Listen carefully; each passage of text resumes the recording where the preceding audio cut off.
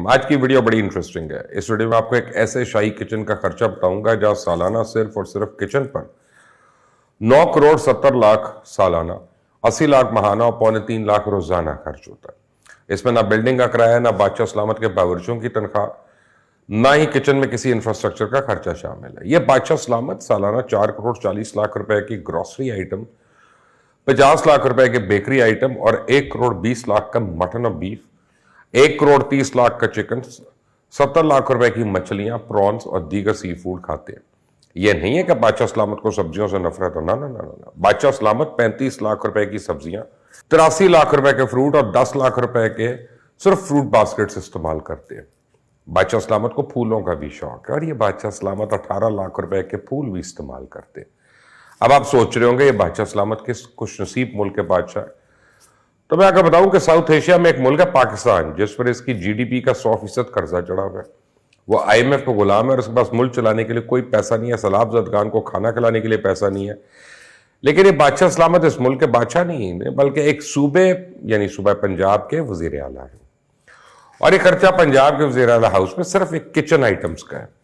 वो मुल्क जहां लोग गुर्बत में खुदकुशियां कर रहे हों, जहां लोगों के पास बिजली के बिल के देने के पैसे ना हो, जहां लोग अपनी सफेद पोशी छुपाने के लिए दिन में 8 की बजाय 16 घंटे काम करते हो, वो मुल्क जिसकी आबादी के 4 करोड़ लोग सैलाब के पानी में ना सिर्फ डूबे हुए हों, बल्कि इनके मवेशी, इनके घर, इनकी फसलें सब बर्बाद हो चुकी। और इस मुल्क के एक सूबे का वजीर आला सिर्फ किचन ग्रोसरी का 10 करोड़ रुपए का खर्चा हो, तो ऐसी सूरत में जो अल्फाज मेरी जुबान पे आ रहे हैं वो मैं अदा कर दूं तो आग लग जाए।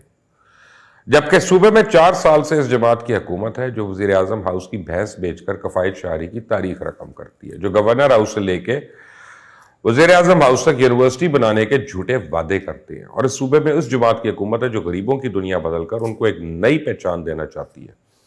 लेकिन बदकिस्मती ये सब ड्रामा है, इस नाटक है, ढोंग है। पर्दे के पीछे वही सब कुछ चल रहा है जो आज से कई साल पहले से चलता आ रहा है, जबकि ये तो एक छोटा सा ट्रेलर है। अभी मैं आपको बताऊंगा कि वजीर आला एक दिन में कितने बिस्किट के पैकेट और कितने किलो मक्खन खा लेता है। तो इससे पहले कुछ और अहम मालूमात भी आपको दे दूं कि पंजाब के बादशाह सलामत ने हाल ही में पंजाब हाउस में मार्बल, फ्लोर पॉलिश और फर्श को चमकदार करने के लिए 19 करोड़ 42 लाख रुपए खर्च करने की इजाजत दी। क्योंकि जो वजीर आला है ना, उनको पंजाब हाउस जरा मैला मैला सा लगता है। अब अगर स्पीकर और डिप्टी स्पीकर की अय्याशियों की बात की जाए तो पंजाब असेंबली में स्पीकर और डिप्टी स्पीकर के लिए 93,40,000 का बजट है, जिसमें स्पीकर और डिप्टी स्पीकर की तनख्वाहों की मद में 29,40,000 रखे गए, घर की रेंट का अलाउंस 3 लाख, मेडिकल अलाउंस की मद में 5 लाख, ट्रैवल अलाउंस की मद में 12 लाख, अगर कहीं बाहर जाना पड़ जाए तो उसके लिए 30 लाख। और उसके अलावा भी बहुत सारे छोटे छोटे अखराजात शामिल हैं। इसके अलावा ऐवान के दूसरे मुलाजमीन जिनकी तादाद 285 के करीब है, इनकी तनख्वाहों की मद में 26 करोड़ सर्फ होते हैं। 36 करोड़ 80 लाख के करीब उन्हें अलाउंस दिए जाते हैं। 17 करोड़ के करीब उनको घर का अलाउंस दिया जाता है। फोन का अलाउंस 34 लाख तक दिया जाता है। चेयरमैन स्टैंडिंग कमेटी को स्पेशल अलाउंस की मद में 16 लाख रुपए दिए जाते हैं और एमपीएस की यूटिलिटी अलाउंसेस की मद में 6 करोड़ 55 लाख दिए जाते हैं। पेट्रोल और गाड़ियों की मेंटेनेंस की मद में 1 करोड़ 44 लाख सिर्फ चेयरमैन स्टैंडिंग कमेटी को दिए जाते हैं। एमपीएस को ऑफिस की मेंटेनेंस की मद में 3 करोड़ 40 लाख दिए जाते हैं। 1 करोड़ मेडिकल चार्जेस, 32 करोड़ 58 लाख सफर के अलाउंस और 2 करोड़ सिर्फ इस मद में रखे जाते हैं ताकि बैरून मुल्क सफर कर सके। अब बात करते हैं secretary, special secretary, additional secretary, security officers और दूसरे सबऑर्डिनेट्स की। उनकी तादाद 1203 है। इनकी तनख्वाहों की मद में 1 करोड़ 58 लाख के करीब खर्च होते हैं। 1 अरब 25 करोड़ इनको अलाउंस दिए जाते हैं। 36 करोड़ इनको घर के लिए अलाउंस दिया जाता है और 37 करोड़ कन्वेंस अलाउंस मिलता है। 7,50,000 का वॉशिंग अलाउंस, मेडिकल अलाउंस की मद में 23 करोड़ 50 लाख, 4 लाख कंप्यूटर अलाउंस और 1,50,000 एंटरटेनमेंट अलाउंस दिया जाता है। 7 करोड़ 65 लाख का यूटिलिटी अलाउंस, 4 करोड़ 50 लाख का फ्यूल अलाउंस दिया जाता है और 10 करोड़ का बिजली अलाउंस अलग होता है और 55 लाख स्टेशनरी अलाउंस। और ये कुल मिलाकर 1 अरब 88 करोड़ से ज्यादा रकम बनती है।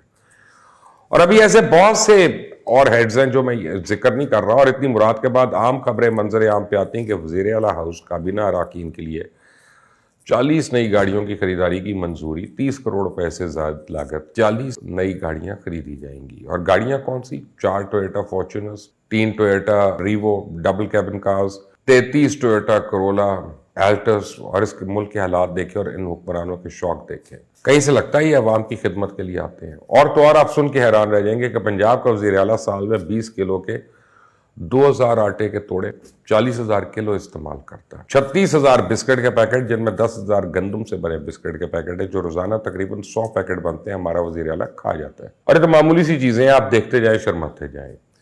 वज़ीर आला पंजाब साहब 300 किलो एडमन नूरपुर का मक्खन, जबकि कई 100 किलो अलग चीज खा जाते हैं। उनको कावन गेट का चीज पसंद है। 1.5 करोड़ का चिकन लेने के बावजूद 3,000 पैकेट चिकन कनौर क्यूब्स के भी सालन में डलवाए जाते हैं। 1,500 कोल्ड ड्रिंक्स की 1.5 लीटर वाली बोतलें और 21,000 टन पैक कोल्ड ड्रिंक्स पी जाते हैं। मुझे तो ये भूख नहीं बल्कि हवस लग गई है।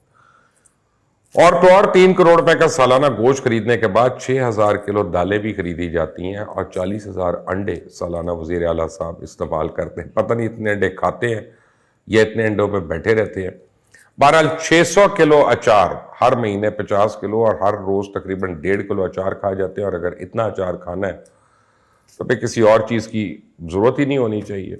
बहरहाल मौसूफ सिर्फ गोश्त, सब्जियां, मक्खन ही नहीं खाते बल्कि 100 किलो सादा पिस्ता, 120 किलो फ्राइड पिस्ता भी खाते हैं, 100 किलो काजू, 50 किलो इंजीर, 20 किलो देसी घी की रेवड़ियाँ खा जाते हैं। अब जिस मुल्क में एक सूबे का वज़ीर आला इतना सब कुछ खाता हो, फिर उस मुल्क को खाता पीता मुल्क होना चाहिए। लेकिन बदकिस्मती से ये मुल्क की गरीब आवाम को भी खा गए।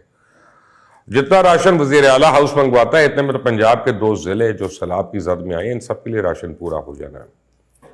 Pakistan institute of development economics pied की नई तहकीकाती रिपोर्ट के मुताबिक सरकारी अफसरान की तनख्वाहें अगर मुराद समेत शुमार की जाए तो ना सिर्फ प्राइवेट सेक्टर से ज़्यादा बल्कि ग्रेड 21 के पाकिस्तानी अफसर पर कुल खर्च होने वाली रकम यूनाइटेड नेशंस के अफसरान पे खर्च होने वाली रकम से भी 12% ज्यादा है। इस तरह वर्ल्ड बैंक के वर्ल्ड ब्यूरोक्रेसी इंडिकेटर के मुताबिक पाकिस्तान में सरकारी शोबे में तनख्वाहें प्राइवेट शोबे से तकरीबन 53% ज्यादा है। और पाइड ने यह तहकीक अक़वाम मुत्तहिदा के इदारे UNDP के इश्तराक से की। और यह बता दूं कि यह रिसर्च 2021 की है, अब पता नहीं क्या हालात है। Pakistan institute of development economics की इस रिपोर्ट के मुताबिक सब कुछ सैलरी स्लिप पे नहीं लिखा होता, बल्कि इससे कई गुना ज्यादा मालियत कि मुराद गैर महसूस तरीके से सरकारी अफसरान तक पहुँचती है। इसलिए बेहतर है सरकारी अफसरान को तमाम मुराद कैश की शक्ल में दे दी जाए। तहकीक के मुताबिक एक ग्रेड 20 के अफसर की औसतन बुनियादी तनख्वाह तो सिर्फ 1,06,60 रुपए है, लेकिन असल में से हासिल मुराद और फायदे माहाना 7,29,511 रुपए के बराबर है। ग्रेड 20 के अफसर को दी गई कार के तमाम अखराजात, घर और तिबी सहूलियात का तखमीना लगाया जाए तो इसकी बुनियादी तनख्वाह से 7 गुना बढ़ जाते हैं। इसी तरह ग्रेड 21 के पाकिस्तानी अफसर की औसतन बुनियादी तनख्वाह 1,11,000 है, ताहम इसकी कार, घर और तिबी अखराजात के साथ इसको मिलने वाली माली फवायद माहाना तकरीबन 10 लाख रुपए तक पहुंच जाते हैं। गोया इनकी असल तनख्वाह बुनियादी तनख्वाह से 11 गुना जायद होती है। इस तरह ग्रेड 22 के एक सरकारी अफसर की औसतन बुनियादी तनख्वाह तो सिर्फ 1,23,000 रुपया बनती है, लेकिन इसे दरअसल 11 लाख रुपए के माली फवायद हर महीने दस्तियाब हैं। जबकि सरकारी मुलाजमीन की जेर इस्तेमाल रिहाइश गाहों की कुल कीमत 14.5 खरब 1.5 ट्रिलियन रुपए के बराबर है। इन तमाम मकानात को अगर हुकूमत किराए पे दे दे तो इससे सालाना तकरीबन 11 अरब रुपए किराए की मद में हुकूमत को हासिल होगा।